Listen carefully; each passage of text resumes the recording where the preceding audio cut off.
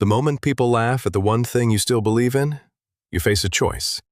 Surrender to their certainty or trust the quiet voice telling you they may be wrong. In Millbrook Crossing, Kansas, 63-year-old Dorothy Mae Hargrove chose the second. Behind her family barn sat an abandoned well sealed for nearly 70 years, its rotted boards untouched through droughts, harvests, and warnings. Everyone said it was dry. Everyone said her father had closed it for a reason. Yet one spring morning, Dorothy spent part of her savings on a backhoe and told the operator to dig. By noon, the story had spread across the county. Her neighbor, Earl Tibbetts, laughed from the fence line and called the project foolish. Other farmers repeated the joke at the co-op, certain Dorothy was chasing a memory into an empty hole. She never argued or defended herself. She simply stood beside the excavation, watching each bucket rise, her jaw set with the calm of someone following evidence no one else had seen. A week earlier, inside her grandmother's cedar chest, Dorothy had found a water-stained ledger. On a faded page, beneath years of crop notes, a single sentence had been written in pencil. "The well remembers what the fields forgot." She didn't know what it meant, but she knew enough to keep digging. But the first object beneath the soil proved Dorothy had not reopened an ordinary well. She had uncovered the edge of something deliberately hidden and far more sophisticated. As the backhoe peeled away another layer of packed earth, its bucket struck a block of pale limestone cut square on one face. Dorothy climbed into the shallow excavation and brushed the dirt away with her glove. Fine chisel marks crossed the stone in even lines, too precise to be the work of a farmer digging only for a bucket and rope. Then, 3 feet deeper, the machine scraped against metal. A rusted pipe emerged from the wall of the shaft, wider than ordinary plumbing, and laid at a careful angle toward the lower fields. The operator shut down the engine. Even Earl stopped smiling. Old Kansas wells were simple vertical holes lined with fieldstone, built to bring water straight up. This one had been designed to move water sideways through the land. Dorothy followed the pipe with her eyes, measuring its direction against the slope beyond the barn. Stone by stone, clue by clue, the useless well was becoming something else entirely.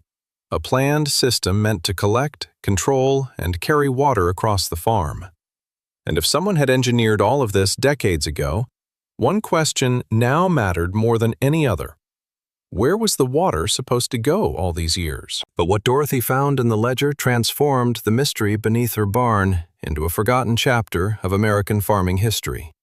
That night, beneath the same kitchen lamp her mother once used, she turned the water-stained pages one by one. Between weather notes, seed costs, and crop failures, her grandmother, Vesta Hargrove, had recorded the name of a federal soil conservation engineer named Holt. He had arrived in 1936, when the Dust Bowl was stripping farms bare and forcing families to survive on whatever moisture the land could hold. According to Vesta, Holt spent an entire summer studying the slope, the limestone, and the stubborn green patches that remained after the fields around them had browned. He was part of a government program testing new ways to conserve water on drought-stricken farms. The next morning, Dorothy drove to the county courthouse and searched through mildewed boxes of forgotten agricultural records. After 2 long afternoons, she found a typed report naming the Hargrove property as a Soil Conservation Service demonstration site. The project had been designed to capture water from a shallow limestone seam, filter it, and distribute it underground using gravity alone. The abandoned well was not a family mistake. It was the surviving heart of an experiment built during one of the hardest eras American farmers had ever faced, and nearly everyone had forgotten it existed. Old knowledge survived in silence. Yet the deeper Dorothy followed the forgotten system, the harder the land seemed to fight back. A night of heavy spring rain turned the excavation into a brown, sucking pit, and before sunrise, part of the weakened shaft collapsed, burying 2 days of careful work beneath mud and broken stone. Then the rented pump seized, leaving water to collect faster than the crew could remove it. Earl watched from the fence and warned that she was risking her savings, and perhaps her life, chasing a story no one could guarantee was true. Even Wyatt, Dorothy's 26-year-old son, drove down from Wichita determined to stop her. But when he climbed into the cut, ran his hand across the fitted limestone, and saw the pipe disappearing beneath the field, his skepticism began to crack. 2 days later, he was operating the post hole auger beside her. The old courthouse map created another problem. It showed the line running south toward a pond that no longer existed, while the real pipe bent west toward a low swale near the windbreak. Dorothy could have forced the evidence to match the paper, but she understood that persistence was not the same as stubborn blindness. She studied the slope again, accepted Wyatt's help, and followed what the ground was actually telling her. Every setback delayed the answer, yet each correction brought them closer to the truth hidden beneath the farm. And then, beneath the section the rain had nearly destroyed, the bucket exposed a narrow opening in the shaft wall, an opening that did not appear on any map and could not belong to an ordinary well. Dorothy waved Wyatt in, but the opening in the shaft wall did not lead to another tunnel. It revealed the hidden mechanism that made the entire system possible. After hours of clearing mud and fallen stone, Dorothy and Wyatt uncovered a narrow side chamber built from the same dressed limestone as the well. Inside were careful layers of washed gravel and blackened charcoal, packed so deliberately that even the crew fell silent. This was no accidental cavity.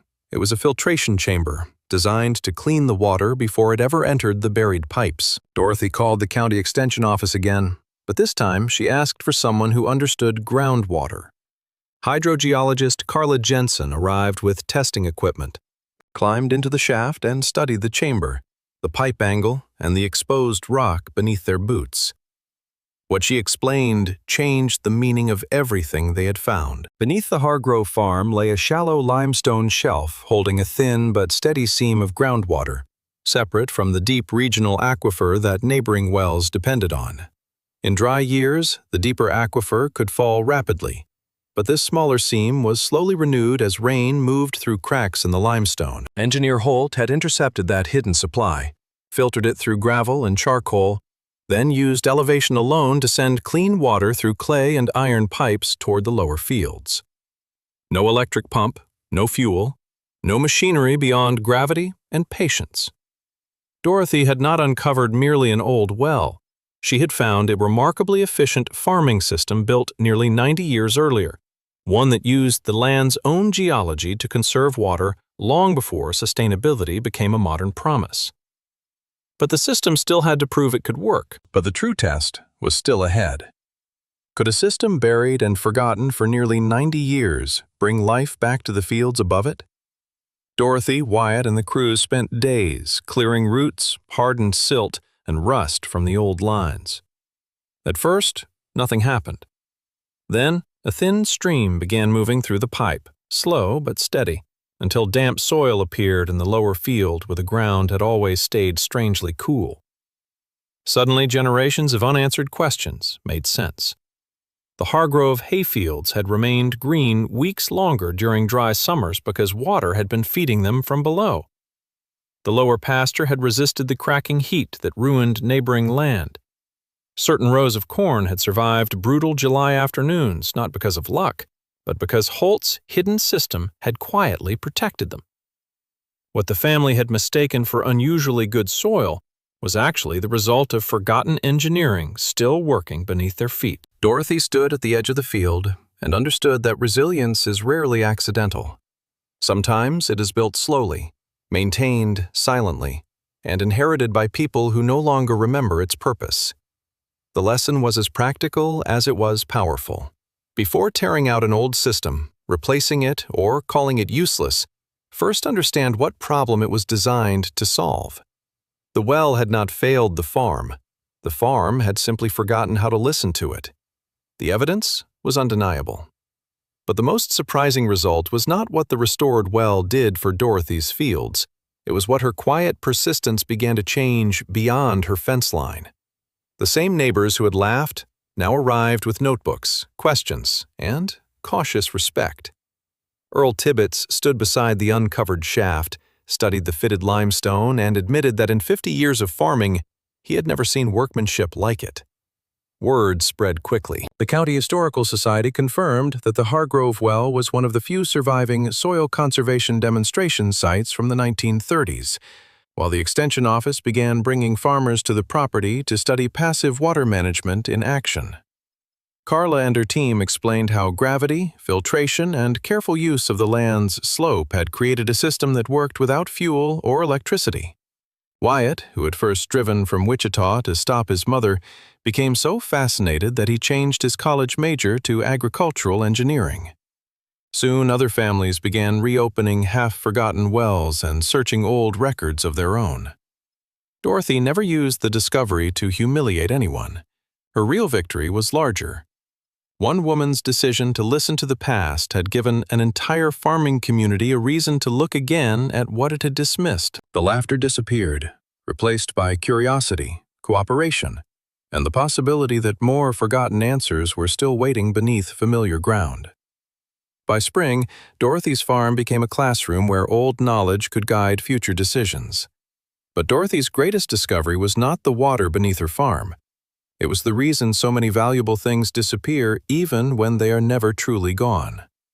She had not reopened the well for attention, praise, or revenge against the neighbors who mocked her. She only wanted to understand her grandmother's words and the land her family had trusted for generations. By noticing what everyone else had stopped seeing, Dorothy uncovered a system that had quietly protected the Hargrove farm for almost 90 years. The lesson reached far beyond one Kansas field. Knowledge is often lost not because someone hides it, but because people stop asking questions, stop studying the evidence, and assume that old means useless. Progress does not always begin with a new invention. Sometimes it begins by recovering an old idea, understanding why it worked, and adapting it to the problems of today. Dorothy never needed to announce that she had been right.